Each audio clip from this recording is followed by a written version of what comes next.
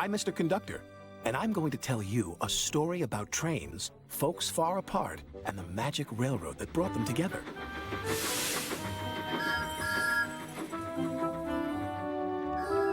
Every story, like a railroad, has its heroes.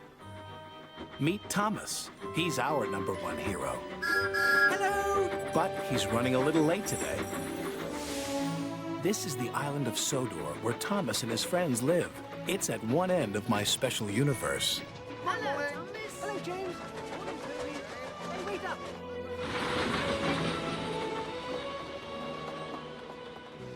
I like helping out here.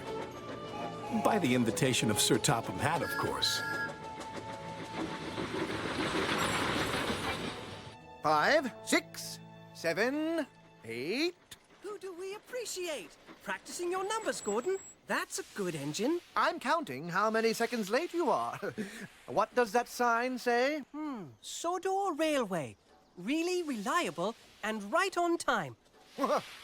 Signed, head of the railway, Sir Topham Hatt. But you weren't on time, little Thomas. And you're being bossy, Gordon. Now, please excuse me.